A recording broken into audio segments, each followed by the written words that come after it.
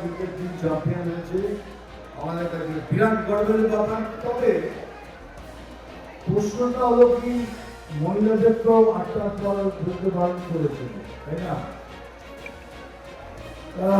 সেটা নিয়ে প্রশ্ন রইল, তাহলে মহিলারা চ্যাম্পিয়ন হবে কি করে যদি 8টার পর ঘর থেকে না বেরো? তো কথাটা হলো কি, যে বিজেপি ব্যাপারে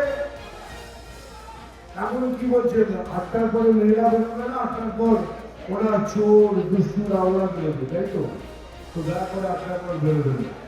আমরা বলছি বিজেপি ব্যাপারে মহিলারা 12টা 1টা যখন যাবেন তখন বাড়িতে যাবেন, আনন্দ করবেন, গাড়ির পিকচার দেখবেন, আর যারা দুষ্টু গুন্ডা বদমাস তাদের আমরা ঢুকিয়ে দেবো।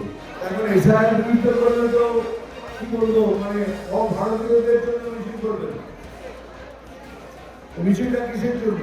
এসআইআর কি কোথাও বলেছে, বলেছে যে ভারতীয় যারা হিন্দুরা এসেছেন তাদের ভোট দেওয়ার অধিকার থাকবে না, ভারতীয় মুসলিম যারা তাদের ভোট দেওয়ার অধিকার থাকবে না। তাহলে কার জন্য মিছিল করছেন, কার জন্য প্রতিবাদ করছেন? নিশ্চয়ই অভারতীয়দের জন্য।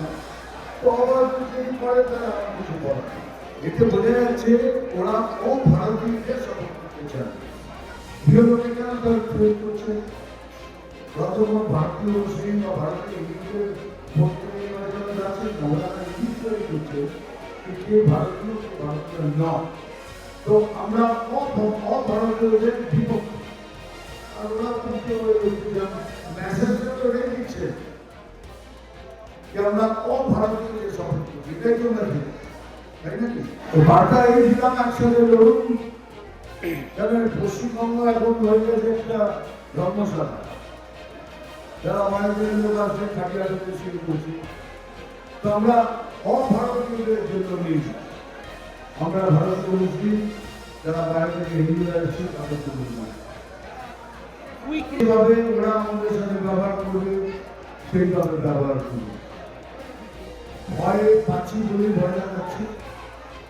এবার সেটা অ্যাকচুয়ালি দেখুন, টিএমসির অ্যাকচুয়াল নতুন ফর্মটা হয়ে গেছে terror manufacturing company, TMC, terror manufacturing company. তো টিএমসি এখন হয়ে গেছে, কি করবে?